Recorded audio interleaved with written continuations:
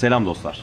Sovyet Yolculuğu kanalımıza hepiniz hoş geldiniz. Sovyetler Birliği yıkılmasaydı ne olurdu? Tarihsel örneklerle bu konuyu geniş bir şekilde açıklayacağız. Tarih boyunca bazı devletler sadece kendi halklarını değil, tüm dünyayı derinden etkilemiştir. Sovyetler Birliği de bunlardan biridir. 1917'de kurulan bu devlet tüm dünyaya kazandırdığı kazanımlar nedeniyle tüm geleceğe damgasını vurdu. Onun yıkılması sadece Moskova'da değil, dünyanın dört bir yanında dengeleri değiştirdi. Bugün tartışacağımız soru şu: eğer Sovyetler Birliği yıkılmasaydı dünya nasıl bir yer olurdu? Bunu anlamak için önce Sovyetlerin dünyaya bıraktığı olumlu miraslara bakmamız gerekiyor. Çünkü bu miras gelecekteki alternatif senaryoların da anahtarıdır. Elbette işçi sınıfının kazanımları, ücretsiz eğitim ve sağlık hakları, ulusların kültürel gelişimi, sömürgeciliğe karşı verilen destekler, askeri dengeler ve bilimsel ilerlemeler bu kazanımların başında geliyor. Ve tabii günümüzde yaşadığımız sorunlara Sovyetler Birliği'nin varlığının nasıl bir alternatif sunabileceği konusu da son derece önemli. Hepsini adım adım ele alacağız.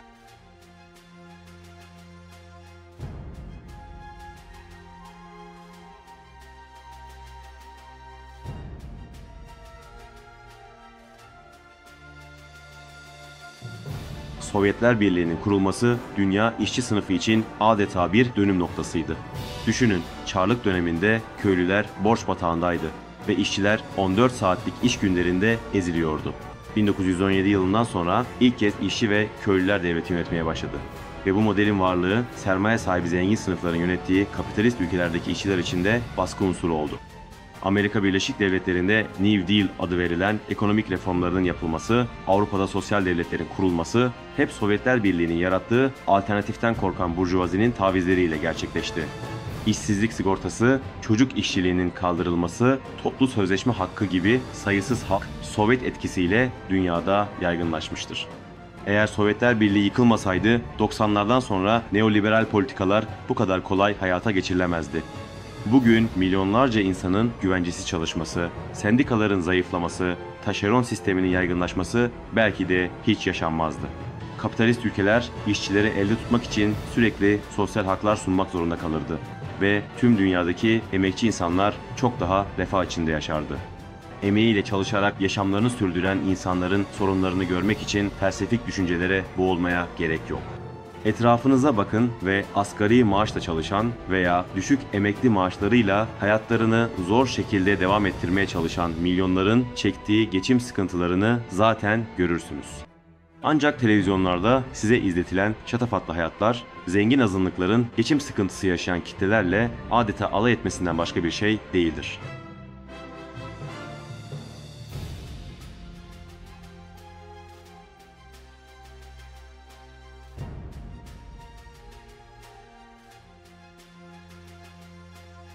Sovyetler Birliği halkına ücretsiz eğitim ve sağlık sağlayarak insanlık tarihinde bir ilke imza attı. Her köyde okullar açıldı, en uzak bölgelerde bile doktorlar görevlendirildi. Bilim insanı yetiştirme konusunda Sovyetler tüm dünyaya örnek bir model sundu. Çarlık döneminde okuma yazma oranı %20'lerdeyken birkaç 10 yıl içinde toplumun neredeyse tamamı okur yazar hale geldi. Bu model kapitalist ülkelerde bile eğitim bir hak mıdır yoksa bir ayrıcalık mı sorusunu gündeme taşımıştır. Bugün dünyada üniversitelerin büyük bölümü ücretsiz olabilirdi. Çok uzağa gitmeye gerek yok. Günümüzde Türkiye'deki üniversitelerin %37'si özelleştirilmiştir. Yani bu demektir ki ülkedeki her 3 üniversiteden birine sadece parası olanlar girebilir. Bu üniversitelerdeki burs olayı da zaten yoksul ve eğitimden yoksun bırakılan başarısız öğrencilerin geleceğe yönelik eğitim haklarının elinden alınmasını tanımlar. Sağlık sistemi de benzerdir. Amerika Birleşik Devletleri'nde sağlık sisteminin özel şirketlerin elinde olması, öğrencilerin yüz binlerce dolar borçla mezun olması belki de hiç yaşanmazdı. Aslında Türkiye'de farklı değil. Hastanelerin %25'i özeldir. Yani her 4 hastaneden biri. Bunlar yalnızca sermayesi olanlara hitap eden sağlık kuruluşlarıdır. Devlet hastanesine gidildiğinde ise basit bir röntgen filmi çektirmek için bile aylar sonraya sıra alındığı görülür. Ancak özel hastanelerde direkt bu işlem aynı gün yapılabilir. Tabii parasıyla. Diğer yandan sağlık sektörüne yönetimsel olarak bakarsak da farklı bir senaryo görmeyiz. Türkiye'de şimdiye kadarki Sağlık Bakanlığı yapmış kişilerin büyük çoğunluğunun şahsına ya da aile şirketlerine ait hastane zincirleri olduğunu göreceksiniz. Yani sağlık işlerinden sorumlu kişiler bu temel haktan para kazanmaktadır. Eğer Sovyetler yıkılmasaydı tüm dünyaya temel hakların parayla satılmadığı bir model gösteren bir yaşam tarzı olacaktı.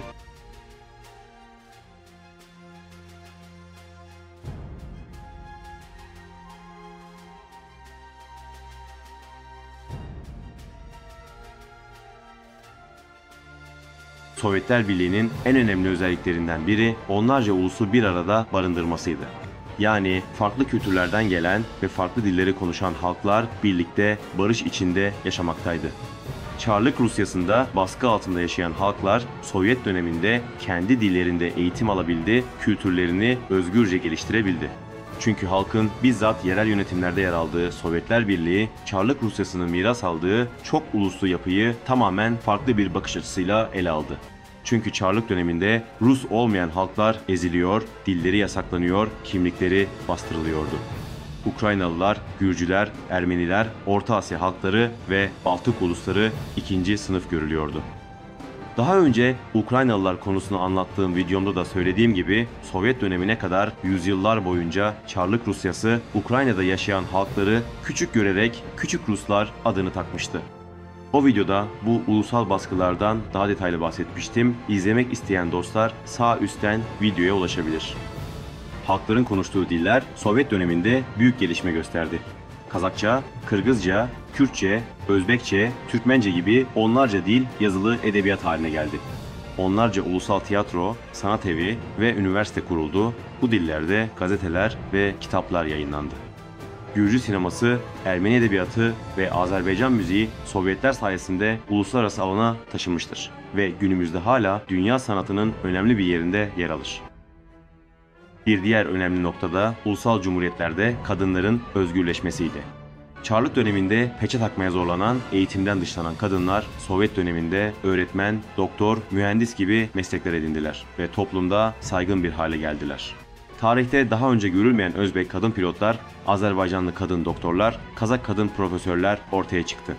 Bu da ulusal kültürlerin sadece korunmasını değil, modernleşmesini de sağladı. Eğer Sovyetler Birliği ayakta kalsaydı, bugün Kafkasya, Orta Asya ve Doğu Avrupa'da yaşanan pek çok etnik çatışma bu kadar derinleşmezdi. Çeçenistan'daki savaşlar, Azerbaycan-Ermenistan arasındaki Dağlık Karabağ meselesi, Ukrayna-Rusya savaşı gibi krizler hiç çıkmazdı ve büyük ihtimalle farklı yollarla çözülürdü.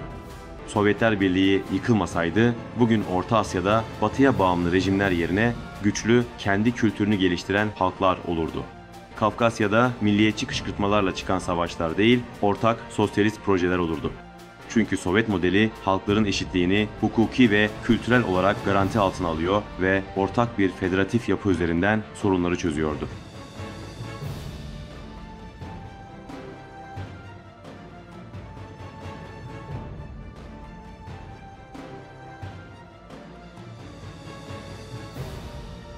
Sovyetler Birliği sadece kendi halkına değil, dünyanın dört bir yanındaki halklara da destek verdi. Asya ve Afrika'da başlayan bağımsızlık mücadelelerinde Sovyet yardımı belirleyici oldu. Vietnam, Amerika Birleşik Devletleri karşısında Sovyet desteğiyle zafer kazandı. Küba, Sovyet yardımlarıyla sosyalist bir model kurabildi. Angola, Mozambik, Cezayir gibi ülkelerde Sovyetlerin askeri ve diplomatik desteği bağımsızlık mücadelesinin kaderini değiştirdi. Hatta son yayınladığım videolarımda da bahsettiğim gibi Suriye ve Mısır kendi bağımsızlıklarını Sovyetlerin destekleri sayesinde pekiştirdiler. Bugün Afrika'nın birçok ülkesi hala Batı'ya borçlu, Latin Amerika ise askeri darbelerle sarsılıyor ve her defasında halkın hizmetine sunulması gereken masraflar istikrarsız çatışmalara kurban ediliyor. Eğer Sovyetler Birliği yıkılmasaydı bu ülkeler çok daha güçlü ve bağımsız olabilirdi. Amerika Birleşik Devletleri'nin Latin Amerika'daki darbeleri, Orta Doğu'daki işgalleri Sovyet karşı ağırlığı nedeniyle gerçekleşmeyebilirdi.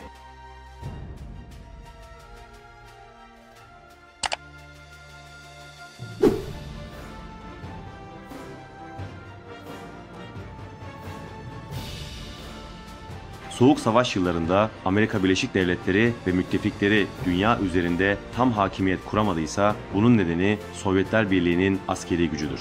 Nükleer denge sayesinde iki taraf da doğrudan büyük bir savaşa giremedi. Bu denge aslında küresel barışı koruyan bir unsurdu.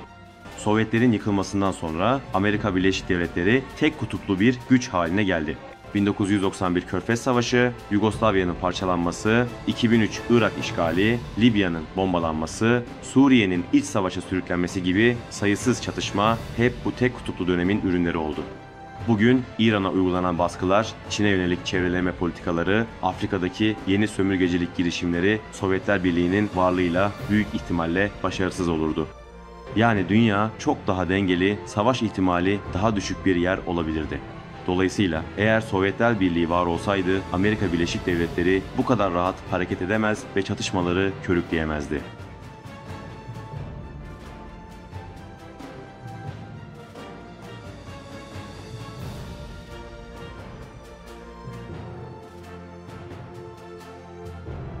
Sovyetler Birliği diğer alanlarda olduğu gibi bilim ve teknoloji alanında da yüzyılın en önemli aktörlerinden biriydi. Eğer Sovyetler Birliği yıkılmasaydı günümüzde bilimsel ilerlemenin çok daha farklı bir rotada seyredeceği neredeyse kesindir. Çünkü Sovyet sistemi bilimi bir lüks değil, toplumsal ilerlemenin zorunlu bir parçası olarak görüyordu. Öncelikle uzay yarışını hatırlayalım. 1957 yılında Sputnik'in gökyüzüne yükselmesi insanlık tarihinde yeni bir çağın başladığını simgeliyordu. Bu başarı yalnızca Sovyetler için değil, bütün insanlık için büyük bir adımdı. Ardından Yuri Gagarin'in 1961'de uzaya çıkan ilk insan olması Sovyet biliminin ulaştığı zirveyi gösterdi. Eğer Sovyetler Birliği varlığını sürdürseydi bugün Ay'a ve Mars'a yolculuklar çok daha erken gerçekleşmiş, hatta belki de uzayda kalıcı istasyonların çoktan kurulmuş olması mümkündü. Sovyetler yalnızca uzayda değil, tıp ve mühendislikte de ileri atılımlar yaptı. Örneğin yapay kalp kapakçıkları, ileri cerrahi yöntemler, radyoloji alanındaki keşifler ve aşı çalışmalarında hep Sovyet bilim insanlarının imzası vardır. Çünkü Sovyetler halk sağlığını bir devlet politikası haline getirmişti. Tıp yalnızca bireyler için değil, toplumun kolektif refahı için geliştirilen bir alandı. Bu yaklaşım günümüzde dahi birçok ülkenin ulaşamadığı bir düzeydir. Sovyet mühendisliği enerji üretiminde öncüydü. Hidroelektrik santraller, büyük baraj projeleri ve nükleer enerji Sovyet bilim insanlarının kolektif çabalarının ürünüdür. Sovyetler Birliği yıkılmamış olsaydı bugün enerji krizleri çok daha az yaşanıyor olacaktı ve fosil yakıtlara bağımlılık daha erken bir tarihte sona ermiş olacaktı. Bilgisayar bilimlerinde de Sovyet araştırmacılar önemli çalışmalar yürütüyordu. 1950'li yıllarda Sovyetler ilk elektronik bilgisayarlardan bazılarını geliştirmişti. Kapitalist dünyanın ticari kaygılarla yön verdiği teknoloji sektörünün aksine Sovyetlerde bilgisayar teknolojisi öncelikle bilimsel araştırmalar, sanayi planlaması ve eğitim için geliştiriliyordu. Eğer bu süreç kesintiye uğramasaydı yapay zeka, otomasyon ve hatta internet benzeri ağ teknolojileri çok daha farklı bir hızla gelişebilirdi. Bugün yaşadığımız küresel sorunlara baktığımızda Sovyetler Birliği'nin bilim ve teknolojide kolektif yaklaşımının ne kadar önemli olduğunu daha iyi anlıyoruz. İklim krizi, sağlık sorunları, enerji darboğazları gibi konuların hepsi aslında Sovyet bilim anlayışının devam etmesi halinde daha erken çözümler bulabileceğimiz sorunlardır. Eğer Sovyetler Birliği yıkılmamış olsaydı, insanlık bilimi yalnızca kar amacıyla değil, ortak fayda için geliştiren bir sistemin rehberliğinde bugün çok daha ileri bir noktada olabilirdi. Belki de Yuri Gagarin'in hayali gerçek olacak, yani insanlık Mars'ta çoktan ayak basmış olacaktı.